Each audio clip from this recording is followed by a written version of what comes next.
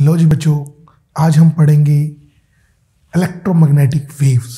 और electromagnetic waves के अंदर हम लोग पढ़ेंगे मैक्सवेल थ्योरी, ठीक है। और मैक्सवेल की इलेक्ट्रोमैग्नेटिक वेव्स की 4 इक्वेशन भी हम इसमें क्या करेंगे, डिस्कशन करेंगे। पहले नंबर पे देखना है कि इलेक्ट्रोमैग्नेटिक वेव्स होती क्या है, ठीक है। दूसरे नंबर पर हम देखेंगे इलेक्ट्रोमैग्नेटिक वेव्स जनरेट किस तरह होती हैं, ठीक है।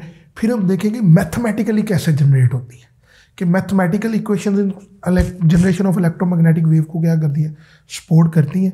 फिर हमने खुद से इलेक्ट्रोमैग्नेटिक वेव जनरेट करके दिखाएंगे और उसके बाद उसके ट्रांसमिशन और उसके रिसेप्शन। आज का लेक्चर लंबा हो जाएगा तो साथ ही रहिएगा और साथ साथ सुनते रहिएगा लेक्चर और साथ साथ लिखते रहिएगा, क्योंकि इसमें बुक से हटकर भी बहुत सारी चीज़ें आज हम क्या करेंगे, डिस्कस करेंगे। मैं हूं आपका टीचर अली ज़रा। तो लेट्स स्टार्ट। चैनल ज़रा सब्सक्राइब कर दें और काफ़ी पेंसिल निकाल लें, लेक्चर नोट करना क्या कर दें, स्टार्ट कर दें। इसमें आज हम जो है ना बच्चे, इलेक्ट्रोमैग्नेटिक वेव चैप्टर नंबर 12, 13, 14, 15 जो 4 चैप्टर है ना उनका मिक्सचर पढ़ेंगे, ठीक है। इलेक्ट्रोमैग्नेटिक वेव्स यानी कि इलेक्ट्रिक और मैग्नेटिक फील्ड की वजह से जो वेव्स होती है उसको हम लोग क्या कहते हैं, इलेक्ट्रोमैग्नेटिक वेव्स कहते हैं।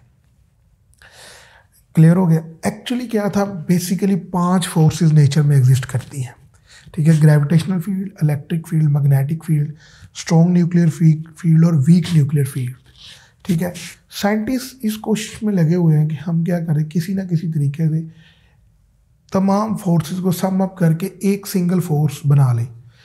एक सिंगल फोर्स बनाने की थ्योरी को हम लोग क्या कहते हैं, unified field theory, quantum unified field, unification of field भी कहते हैं, क्वांटम यूनिफाइड फील्ड थ्योरी भी हम लोग कहते हैं। इसके बारे में सबसे पहले जो काम किया वो मैक्सवेल ने किया। मैक्सवेल ने इलेक्ट्रिक और मैग्नेटिक जो वेव्स है उनको कंबाइन किया, यानी कि ये कहा कि दोनों की जनरेशन इलेक्ट्रिक और मैग्नेटिक एक दूसरे पर डिपेंड करती है, ठीक है। इलेक्ट्रिक फ्लक्स चेंज होगा तो magnetic field, magnetic flux change होगा तो इलेक्ट्रिक फील्ड क्या होगी, जनरेट होगी। इसके बाद जो आए हैं वो अब्दुल सलाम साहब आए और ग्लाशियो आए। उन्होंने क्या किया, उन्होंने बच्चे जो है कि वीक न्यूक्लियर फोर्स और इलेक्ट्रोमैग्नेटिक वेव को क्या किया, कंबाइन करके, ठीक है, वीक इलेक्ट्रोमैग्नेटिक फोर्स क्या की, जनरेट की, ठीक है। पहले कितनी हुई, 5 से 4 रह गई, अब 4 से कितनी रह गई, 3 रह गई। क्लियर हो गया। अभी इसके ऊपर काम होता जा रहा है और साइंटिस्ट इस कोशिश में है कि हम सारी फोर्सेस को, सारे फील्ड को सम अप करके एक फोर्स में क्या कर सके, कन्वर्ट कर सके। क्लियर हो गया। तो स्टार्ट करते हैं हम लोग अपने इलेक्ट्रोमैग्नेटिक वेव्स कैसे जनरेट होती हैं। इसके बारे में मैक्सवेल ने 1864 के अंदर आइडिया दी। कहता है जब भी किसी भी जगह पर क्या होगा, फ्लक्स चेंज होगा, अगर इलेक्ट्रिक फ्लक्स चेंज हुआ है तो वो इलेक्ट्रिक फ्लक्स मैग्नेटिक फील्ड की जनरेशन का बायस बनेगा, और अगर मैग्नेटिक फील्ड क्या हुआ है, जनरेट हुआ, तो वो क्या करेगा, इलेक्ट्रिक फील्ड का बायस बनेगा। जैसे ये सरफेस है, इधर इलेक्ट्रिक फ्लक्स चेंज हो रहा है इस रीजन में, तो इसके बाहर क्या प्रोड्यूस होगा, मैग्नेटिक फील्ड। अगर इलेक्ट्रिक फील्ड मसलसल चेंज होता रहे तो बाहर मैग्नेटिक फील्ड चेंज होता जाएगा, बाहर मैग्नेटिक फील्ड चेंज होता जाएगा तो उसके बाहर इलेक्ट्रिक फील्ड क्या होता जाएगा, जनरेट होता जाएगा। ओरिजिन चेंज होता जाएगा, बाहर भी सारा कुछ क्या होता जाएगा, चेंज होता जाएगा। लेकिन मसला ये है कि ये कैसे, जस्ट ये थ्योरी है, ये इसका कोई प्रूफ भी है, ठीक है। तो देखते हैं हम लोग मैथमेटिकल इसका प्रूव करते हैं और साथ ये चीज़ देखते हैं कि क्या एक फील्ड दूसरे फील्ड की जनरेशन को क्या करता है, सपोर्ट करता है, या सिर्फ एवं ही बातें ही बनी हुई हैं। लो जी बच्चों, साथ रहिएगा। पहला क्या है हमारे पास, कहता है कि चेंज इन, मैक्सवेल ने क्या कहा, change in magnetic flux, change in magnetic flux generate the, ठीक है, change in magnetic field produce the electric field, ठीक है, प्रोड्यूस द इलेक्ट्रिक फील्ड।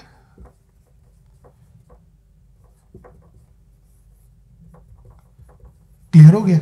इसी तरह एक दूसरा ये पोस्टुलेट इधर ही करने लगा, change in electric field, change in electric field produce the magnetic field. Change in electric field का मतलब क्या है? इलेक्ट्रिक फ्लक्स चेंज हो रहा है, ठीक है, इलेक्ट्रिक फ्लक्स चेंज हो रहा है, यानी कि चेंज इन क्या है? Electric flux. और चेंज इन मैग्नेटिक फील्ड या change in magnetic flux produce क्या करेगा? इलेक्ट्रिक फील्ड को क्या करेगा? प्रोड्यूस करेगा। ये मैक्सवेल की थ्योरेटिकल इक्वेशन है, यानी कि एक स्टेटमेंट है जिसके ऊपर सारी इलेक्ट्रोमैग्नेटिक वेव थ्योरी क्या कर रही है? डिपेंडेंट है। Change in magnetic field, change in magnetic flux produce the electric field, change in electric flux produce the magnetic field. Clear हो गया? ऐसे ही क्या होता है, मैग्नेटिक फील्ड और इलेक्ट्रिक फील्ड एक दूसरे को क्या करते हैं? सपोर्ट करते हैं। बात से देर में होगी। अभी हम चलते हैं चैप्टर नंबर 12 के ऊपर और गाउसीज लॉ फॉर इलेक्ट्रिक फील्ड लिखते हैं। तो गाउसीज लॉ फॉर इलेक्ट्रिक फील्ड क्या था? गाउसीज लॉ, ये मेरे लेट अस कंसीडर, ये मेरे पास क्या है? Positive charge. पॉजिटिव चार्ज से फील्ड क्या होता है? Outward.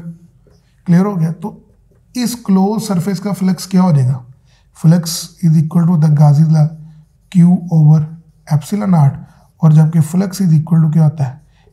EA।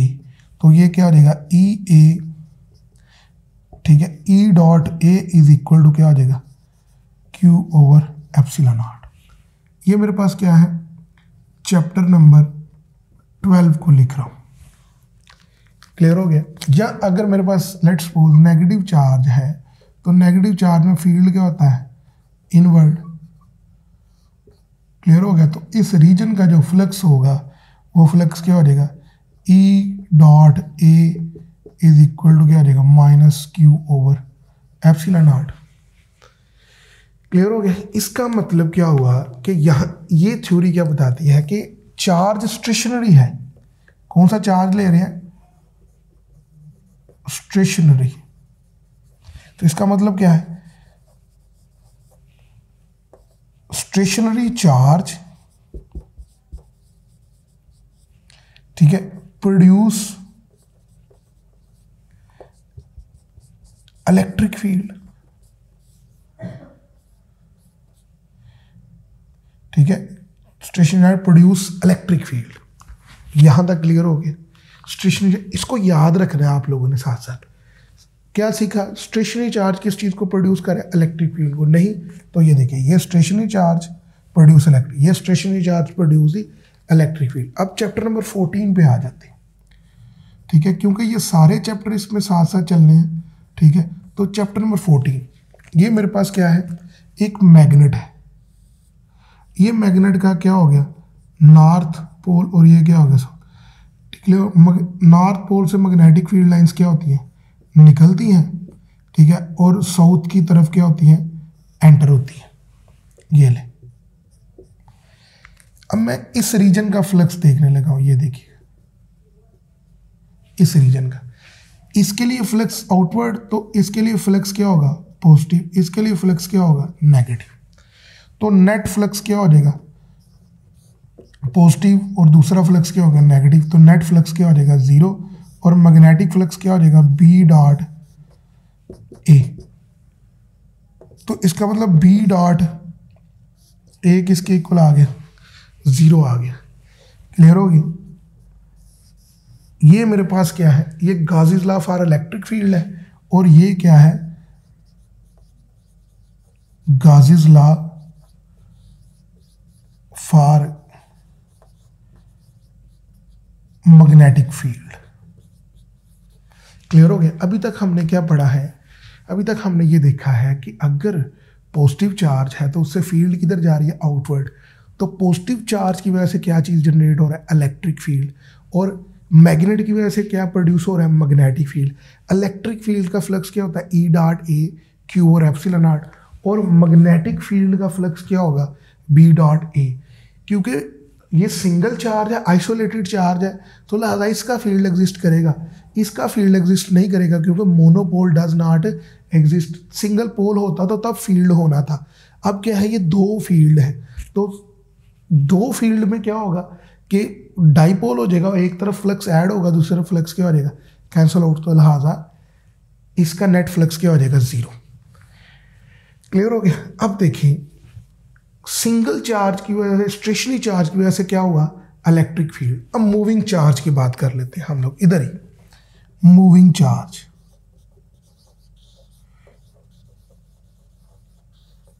Moving charge, moving charge किसे कहते हैं, ये देखिए, ये किसी वायर से, ये वायर है, क्लियर हो गया, ये क्या है बच्चे, वायर, इस वायर से करंट गुजर रही है। अब करंट क्या होती है, आई, और आई क्या होता है, फ्लो ऑफ चार्ज, ठीक है। लेकिन इस वक्त मैं कहता हूं विद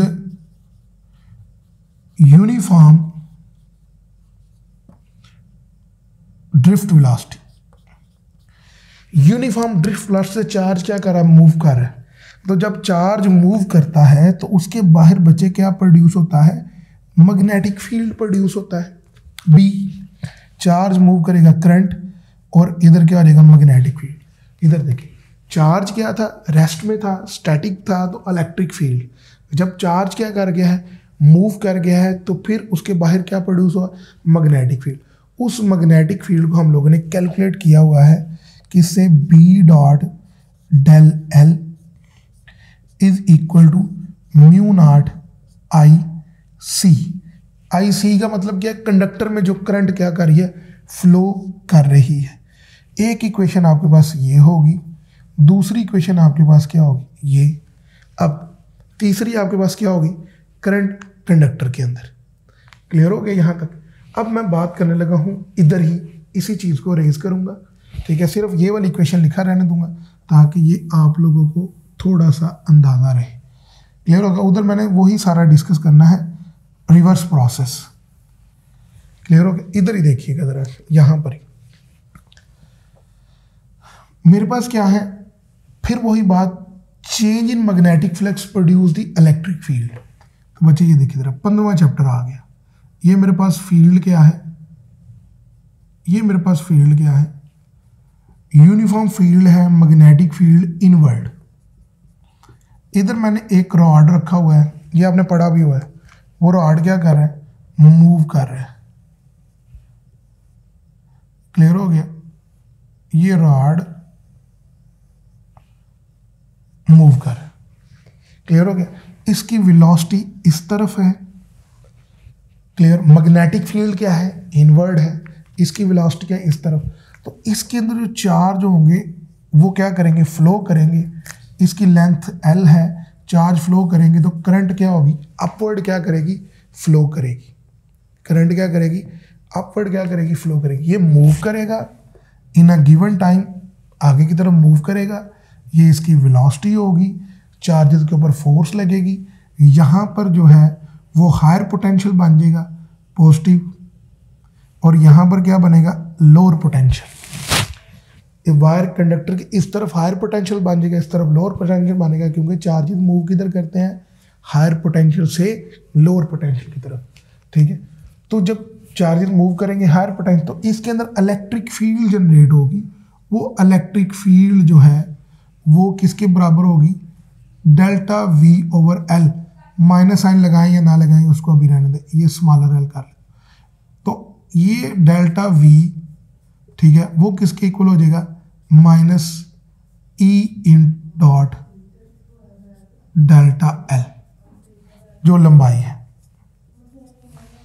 बात समझ लगी। ये इलेक्ट्रिक फील्ड इसमें प्रोड्यूस हो जाएगा।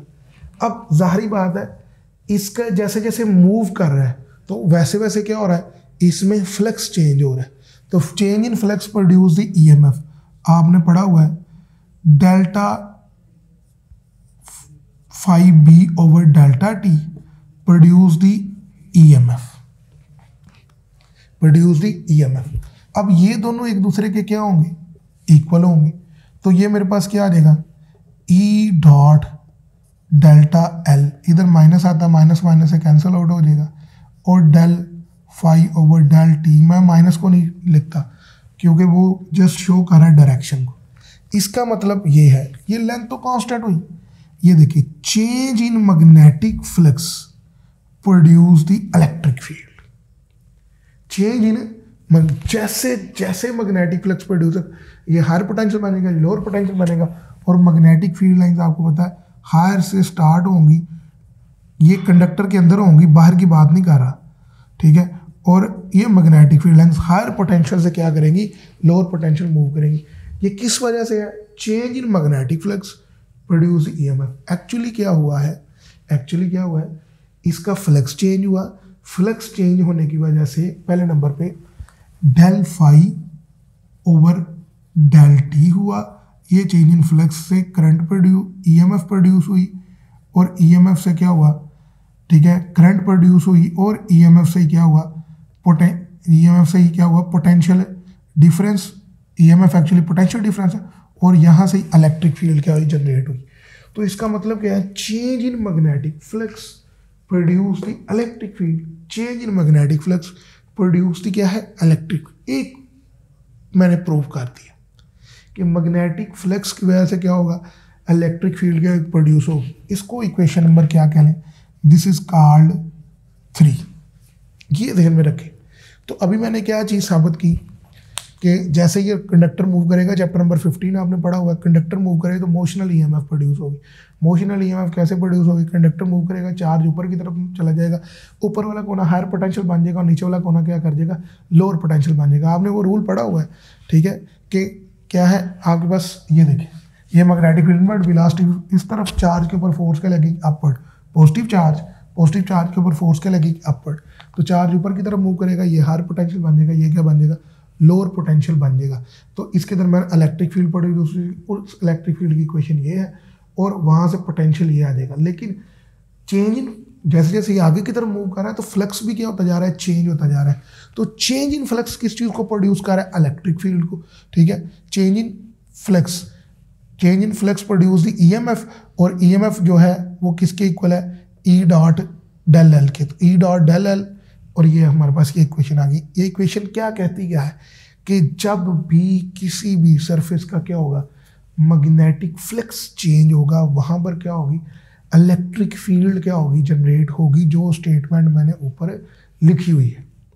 इसका मतलब मैक्सवेल के दो पार्ट थे उसकी थ्योरी के। एक मैंने क्या कर दिया है, साबित कर दिया है कि जब कभी भी मैग्नेटिक फ्लक्स चेंज होगा तो वहाँ पर क्या प्रोड्यूस होगी, इलेक्ट्रिक फील्ड बच्चे प्रोड्यूस होगी। अभी हम बात करने लगे चेंज इन इलेक्ट्रिक फील्ड और change in electric flux. Change in electric field की जगह आप फ्लक्स करते हैं, ठीक है, प्रोड्यूस द मैग्नेटिक फील्ड, ठीक है। अब ये कहाँ से प्रूव करें, चले देखते हैं, दूर जाने की बात ही नहीं है।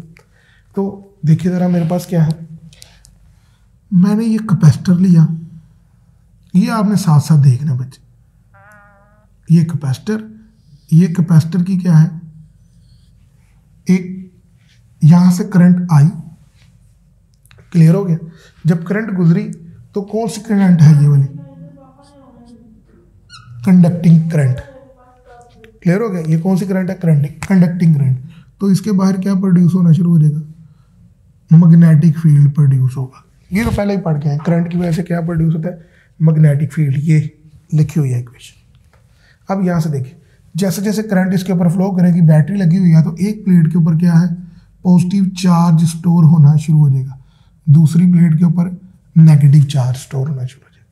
चार्ज सडनली स्टोर नहीं होगा, चार्ज स्लोली इसके ऊपर कैपेसिटर की प्लेट के ऊपर क्या होना शुरू होगा, स्टोर होना शुरू होगा।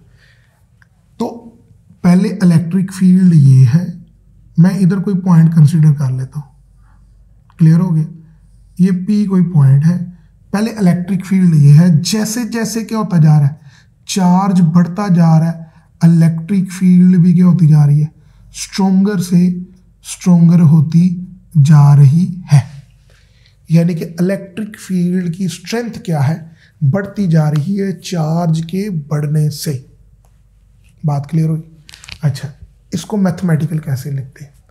तो बच्चे इधर जो इसके अंदर जो पी पॉइंट है उधर जो इलेक्ट्रिक फील्ड होगी इस पी पॉइंट के अंदर, मैं इधर लिखने लगा, इस पी पॉइंट पर जो इलेक्ट्रिक फील्ड होगी is equal to sigma over epsilon naught. Sigma किसके इक्वल होता है आपने पढ़ा हुआ है चैप्टर नंबर, फिर ये क्या है 12। सिग्मा बराबर होता है charge per unit area over epsilon not और E इज इक्वल टू क्या हो जाएगा Q over A epsilon not हो जाएगा। अब यहाँ से मैं ऐसे कर सकता हूँ E इज इक्वल टू क्या हो जाएगा, ये E डॉट A इधर ले जाऊँ और इधर 1 ओवर एप्सिलॉन नॉट और मेरे पास क्या आ जाएगा, इधर क्या आ जाएगा Q आ जाएगा। क्लियर हो गया? ये चीज़ आ गई हमारे पास यहाँ तक। क्लियर हो गया? ये मेरे पास क्या हो जाएगा, ई ए इधर आकर डॉट हो जाएगा और ये Q1 एप्सिलॉन नॉट। बात समझ लगी? अच्छा ये देखिए ज़रा, अब ये सारी चीज़ कांस्टेंट है, मैं सिर्फ इस चीज़ को लिख लेता हूँ। जैसे जैसे चार्ज बढ़ता जाएगा, अगर मैं ये देखिए इधर लिखने लगा हूँ, इधर ये देखिए ई डायरेक्टली मैं लिख सकता हूँ चार्ज की, बगा सारी चीज़ें तो क्या है कांस्टेंट है।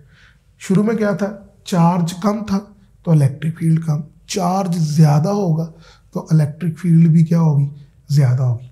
मैं इस पॉइंट के अलोंग देख लेता हूँ, ये कोई क्लोज सरफेस है, इधर कोई क्लोज सरफेस है, ये सारी चीज़ फ्लक्स के भी इक्वल होती है। क्लियर हो गया? ये सारी चीज़ किसके इक्वल होती है, फ्लक्स। ये कोई क्लोज सरफेस है, मैंने लेट की है, जहाँ पर इलेक्ट्रिक फील्ड बढ़ रही है, चार्ज बढ़ता गया, चार्ज बढ़ने से इलेक्ट्रिक फील्ड भी क्या होती गई, बढ़ती गई, और इलेक्ट्रिक फील्ड के बढ़ने से क्या होता जा रहा है, फ्लक्स भी क्या होता जा रहा है, बढ़ता जा रहा है। तो मैं यहाँ से ये चीज़ करता हूँ, इलेक्ट्रिक फील्ड बढ़ने से इस क्लोज सरफेस का फ्लक्स भी बढ़ता जा रहा है, तो मैं इस इलेक्ट्रिक फ्लक्स को ऐसे लिख सकता हूँ 1 ओवर एप्सिलॉन नॉट और ये क्या आ जाएगा Q। यानी कि चार्ज चेंज हो रहा होगा तो फ्लक्स भी क्या हो रहा होगा, चेंज।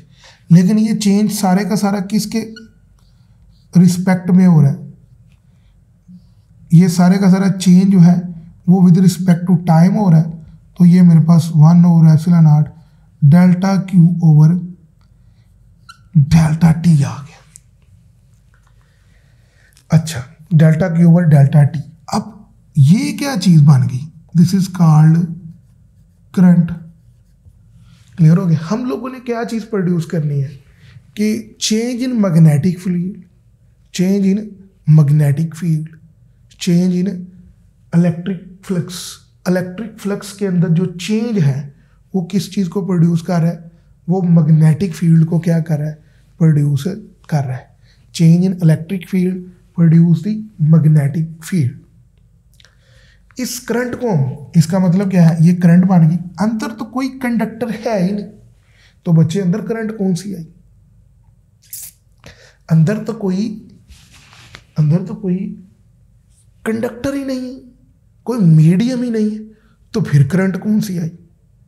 ठीक है, यही मैक्सवेल ने एक टर्निंग पॉइंट दिया कि यहां पर क्या होगा, यहां पर चार फ्लक्स के चेंज होने की वजह से इधर एक करंट प्रोड्यूस हुई जिसको हमने क्या नाम दिया, डिस्प्लेसमेंट करंट। क्या नाम दिया, डिस्प्लेसमेंट करंट। क्लियर हो गया? तो यहां पर जो करंट प्रोड्यूस हुई उसको नाम क्या दे दिया, डिस्प्लेसमेंट करंट। तो ये मेरे पास क्या आ जाएगा, change in electric field over delta T is equal to 1 over epsilon not, और इसकी जगह क्या आ जाएगा, डेल्टा, ये आ जाएगा ID, डिस्प्लेसमेंट करंट। क्लियर? क्या आ जाएगा, डिस्प्लेसमेंट करंट। तो अब जो एम्पेयर लॉ है ये वाला, उसकी स्टेटमेंट क्या हो जाएगी, अब तो एक करंट ना हुई तो इधर लगाएंगे एम्पेयर लॉ, तो फिर मेरे पास क्या हो जाएगा, बी डॉट,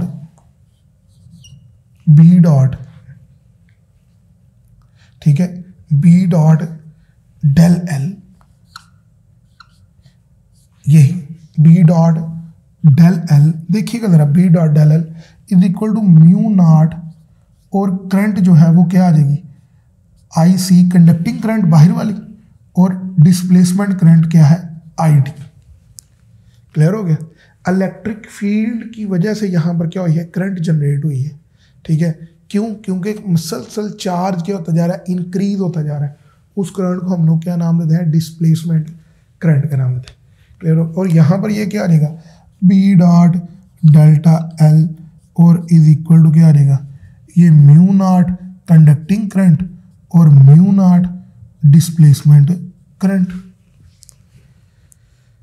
क्लियर हो गया। अगर यहां से सिर्फ इस चीज को रीअरेंज किया जाए तो मेरे पास क्या आ जाएगा, I D is equal to क्या आ जाएगा, एप्सिलॉन नॉट, उधर मल्टीप्लाई एप्सिलॉन नॉट, और साथ क्या आ जाएगा, del change in electric flux over delta T.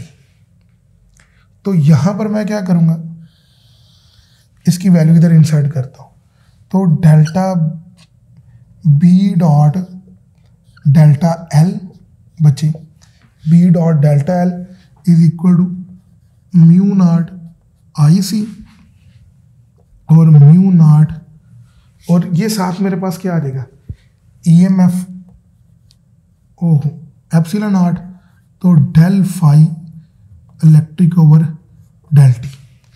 तो देखिएगा ज़रा, अब देखिए, change in electric flux, change in electric flux produce the magnetic field B.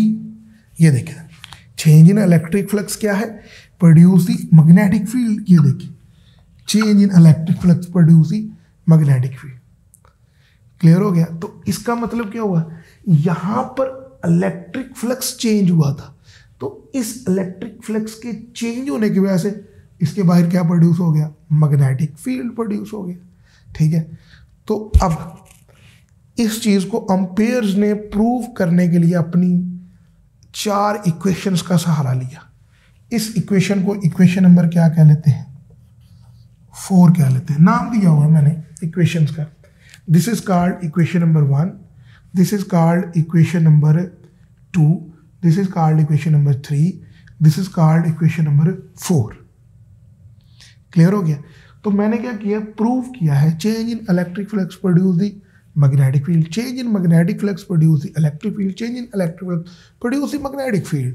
यानी कि एक का फ्लक्स चेंज होना दूसरे फील्ड को क्या कर रहा है, जनरेट कर रहा है। और इधर मैंने 4 चैप्टर्स का सहारा लिया है। ठीक है, 12, 13, 14 और 15। अभी हम देखने लगे हैं कि मैक्सवेल ने जब मदद इनको प्रूव किया तो उस वक्त जो उसकी इक्वेशंस यूज हुई थी उसको भी मैं इकट्ठा करके लिखने लगा हूँ यहाँ पर ही। ये देखिएगा, इसी जगह पर लिखूंगा यहाँ पर चारों इक्वेशंस को और उनकी सिग्निफिकेंस बताऊंगा। पहली इक्वेशन ये वाली, E dot A is equal to क्या है, क्यू ओवर एप्सिलॉन नॉट। दूसरी equation B dot delta A is equal to 0। इसका मतलब मोनोपोल डज नॉट एग्जिस्ट। ठीक है, मोनोपोल होता तो फ्लक्स एग्जिस्ट करना था। ठीक है, क्योंकि ये डाईपोल है। ठीक है, तो डाईपोल का फ्लक्स क्या है, 0। इसका फ्लक्स 0 आने का मतलब ही क्या है कि डाईपोल एग्जिस्ट करता है। क्लियर हो गया। अगर ये फ्लक्स 0 ना होता तो इसका मतलब क्या था, मोनोपोल एग्जिस्ट करता है। अच्छा जी, ये हो गया दूसरी इक्वेशन। ये 1, ये 2 और ये तीसरी, ई डॉट डेल्टा एल।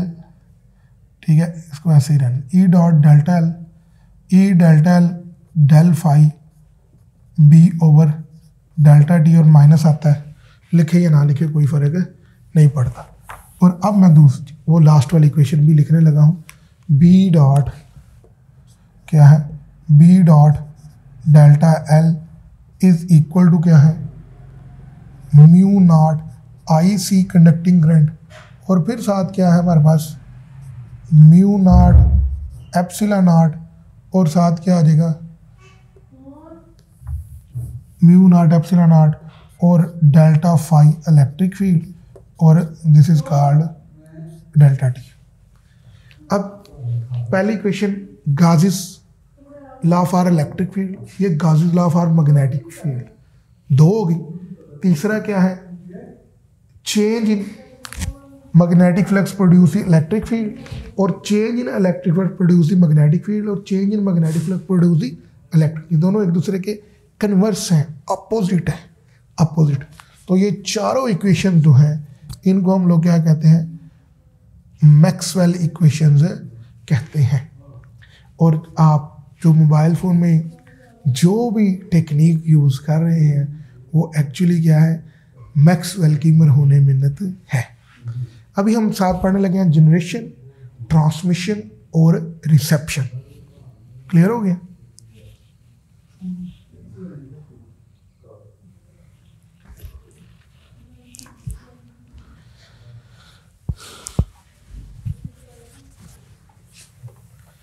तो देखिएगा ज़रा, जनरेशन, ट्रांसमिशन और रिसेप्शन। कपड़े के फायदे होते हैं, बोर्ड ज़रा साफ हो जाता है इजीली। लो जी,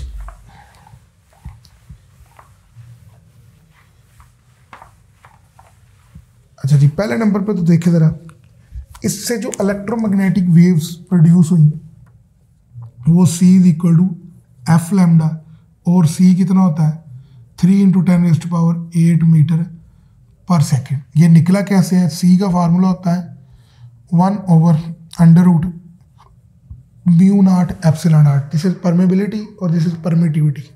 इसको हम क्या करें, ड्राइव करें, ठीक है, तो क्या होगा, ये इलेक्ट्रोमैग्नेटिक वेव्स जनरेट होंगी। इलेक्ट्रोमैग्नेटिक वेव्स बच्चे जब जनरेट होने के लिए ज़रूरी है कि चार्ज क्या करता रहे, एक्सरलेट करे।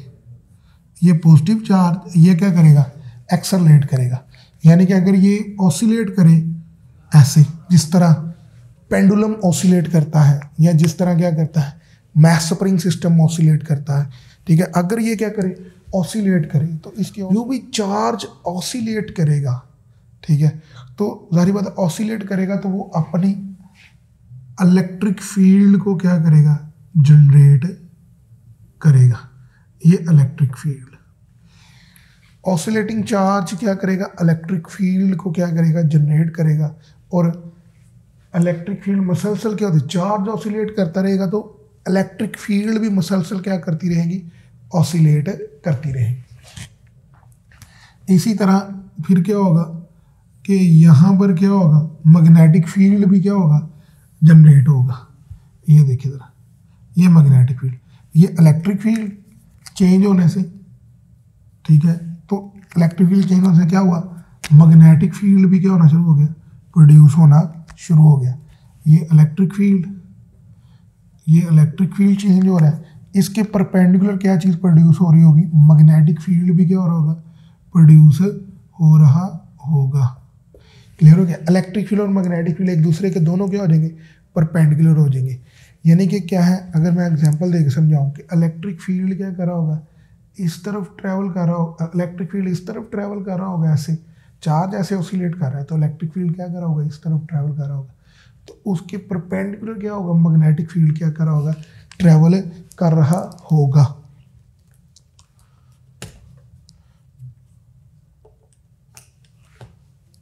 तो ये उसके परपेंडिकुलर क्या चीज़ ट्रैवल कर रहा होगा।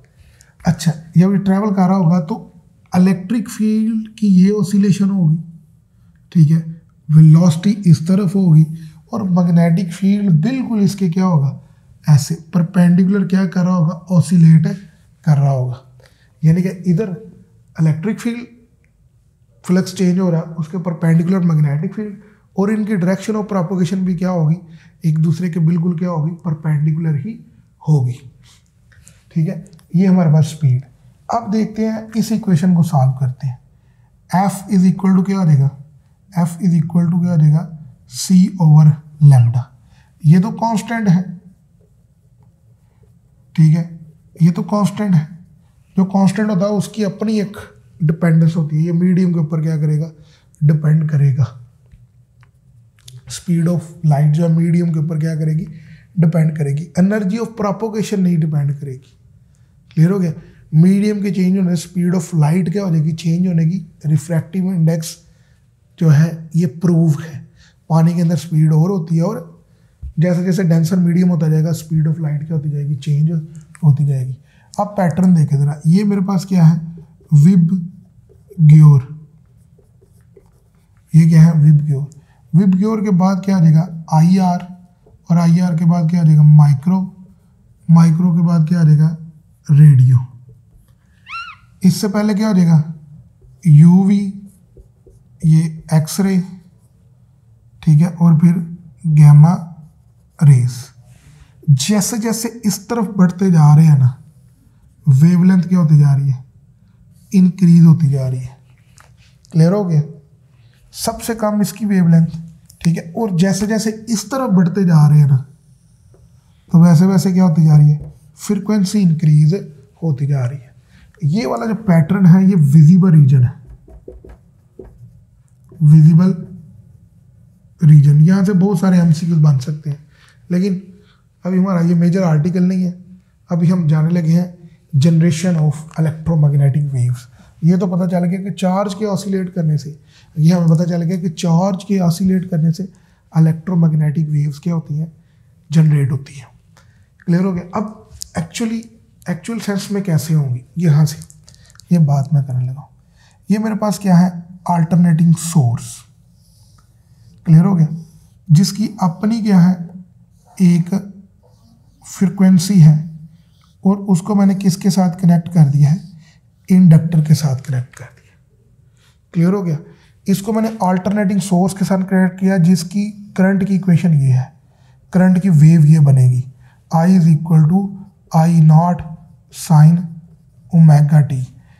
हर लम्हे क्या होता जाएगा, करंट क्या होती जाएगी, मैग्नीट्यूड भी चेंज होती जाएगी और डायरेक्शन भी चेंज होती जाएगी।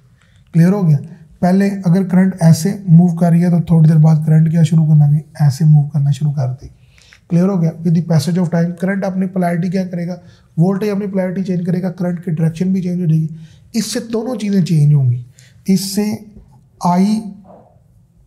आई की डायरेक्शन एंड डायरेक्शन, और ये क्या है, मैग्नीट्यूड, दोनों चेंज हो रहे होंगे। जब दोनों चेंज होंगे तो फ्लक्स में चेंज क्या होगा, मैक्सिमम होगा। तो जारी बात है, इंडक्टर लगा हुआ है, तो इंडक्टर से जब वो मैग्नेटिक फील्ड लाइन गुजरेंगी तो इसका फ्लक्स क्या होगा, चेंज होगा। पहले एक डायरेक्शन में मैग्नेटिक फील्ड होगा, फिर मैग्नेटिक फील्ड की डायरेक्शन क्या हो जाएगी, उल्ट हो जाएगी। इंडक्टर अपनी पोलैरिटी क्या करता रहेगा, चेंज करता रहेगा, और इधर मैक्सिमम फ्लक्स चेंज होता रहेगा, और इसके बाहर भी मैग्नेटिक फील्ड भी क्या होगा, मैक्सिमम मैग्नेटिक फील्ड के अंदर क्या आएगा, चेंज आएगा। क्लियर हो गया। अब मैंने इसके साथ क्या कर दिया है, एक इंडक्टर और लगा दिया, और उसको मैंने ग्राउंड कर दिया, और उसके साथ मैंने एंटीना लगा दिया, इंडक्टर। अब इस अल्टरनेटिंग सोर्स की वजह से यहाँ पर जो चार्ज पार्टिकल है वो क्या करेगा, मसलसल ऑसिलेट करेगा। चार्ज पार्टिकल क्या करेगा, ऑसिलेट करेगा। ऑसिलेट करने की वजह से इसका मैग्नेटिक फील्ड, इसका फ्लक्स चेंज करेगा, ठीक है, और इसके अंदर भी क्या होगा, पॉजिटिव चार्ज पार्टिकल होगा, वो भी मसलसल क्या करेगा, ऑसिलेट करेगा। जैसे ये ऑसिलेट करेगा वैसे वो अप एंड डाउन क्या करेगा, ऑसिलेट करेगा। अगर इसकी फ्रिक्वेंसी 20 किलोहर्ट्ज़ है तो इसकी भी फ्रिक्वेंसी कितनी होगी, 20 किलोहर्ट्ज़ होगी, और ये 20 किलोहर्ट्ज़ फ्रिक्वेंसी के साथ क्या करेगा, ऑसिलेट करेगा। और इसकी ऑसिलेशन की वजह से क्या होगा, बाहर, ठीक है, ऐसे ऑसिलेट कर रहा है तो ये इलेक्ट्रिक फील्ड, ठीक है, और ये मेरे पास क्या आ जाएगा, इसके परपेंडिकुलर क्या आ जाएगा, मैग्नेटिक फील्ड प्रोड्यूस होगी। क्लियर हो गया। तो इलेक्ट्रिक और मैग्नेटिक फील्ड क्या होगी, प्रोड्यूस होगी, और ये इनकी डायरेक्शन होगा प्रोपगेशन। इनकी फ्रिक्वेंसी भी अब कितनी होगी, 20 किलोहर्ट्ज़ होगी, और ये क्या करती जाएगी, ट्रैवल करती जाएगी। अब ये था जनरेशन, ये था ट्रांसमिशन, और अब मैं किसकी बात करने लगा हूँ, रिसेप्शन की बात करने लगा हूँ। रिसेप्शन में एक्चुअली क्या होगा,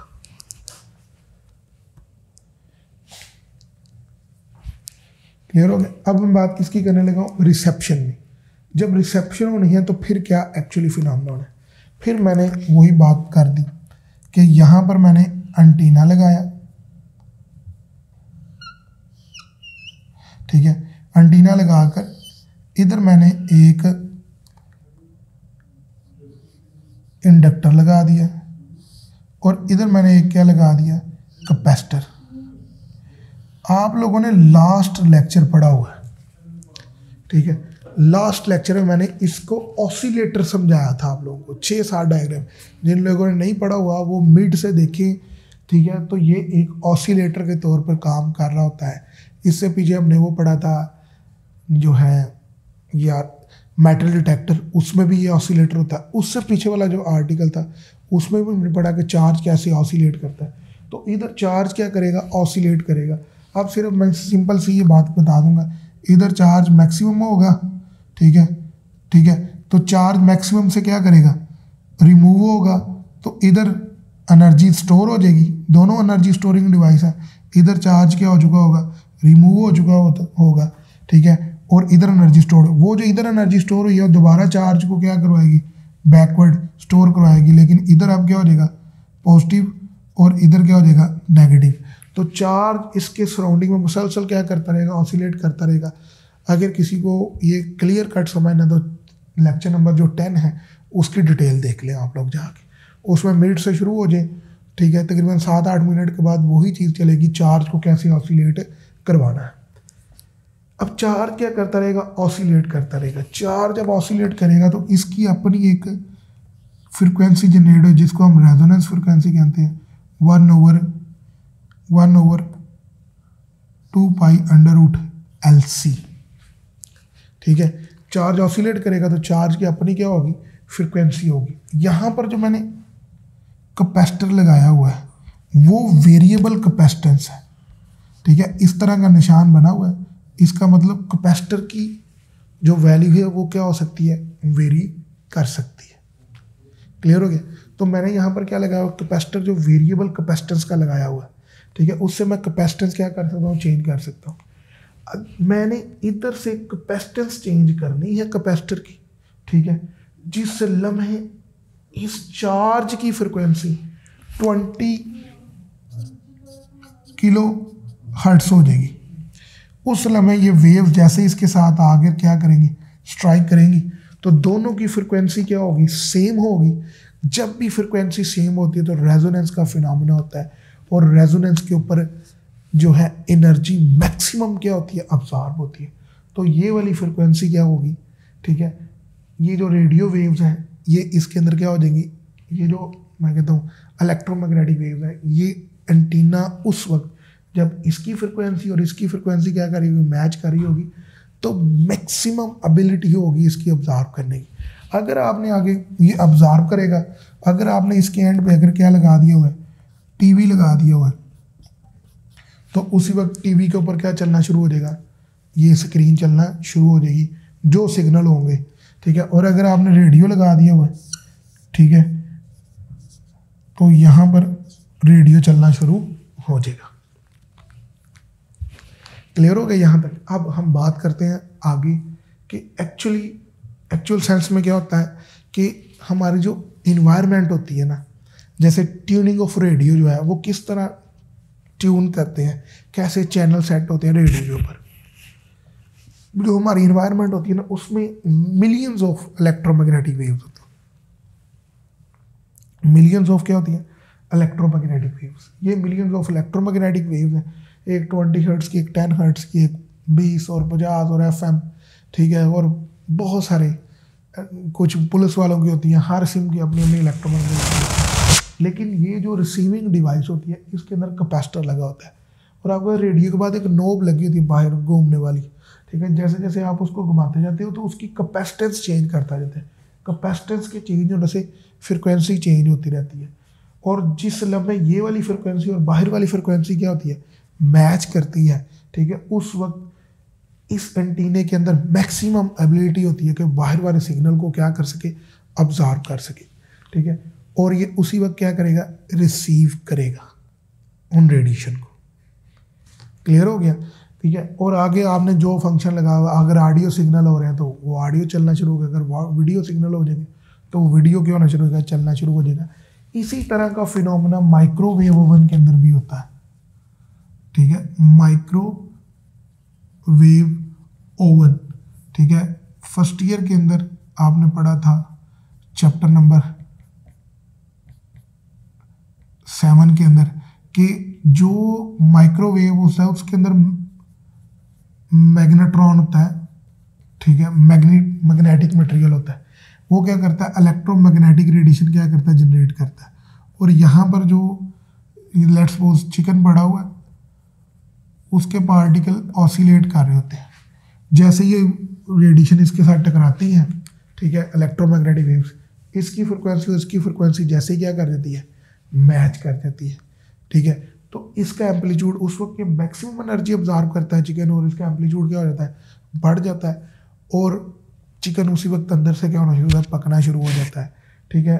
और रेडियो जो है वो इलेक्ट्रिकल रेजोनेंस को फिनोमेना को क्या करता है, फॉलो करता है। ये मैग्नेटिक रेजोनेंस के फिनोमेना को फॉलो करता है। जो स्विंग होती है, ठीक है, वो क्या करती है, वो मैकेनिकल रेजोनेंस के फिनोमेना को ऑब्जर्व करती है। तो इसका सिग्नल, इस ऑब्जर्व करना, फ्रिक्वेंसी का मैच कर देना, ये एक्चुअली क्या होता है, रेजोनेंस फिनोमेना होता है। क्लियर हो गया।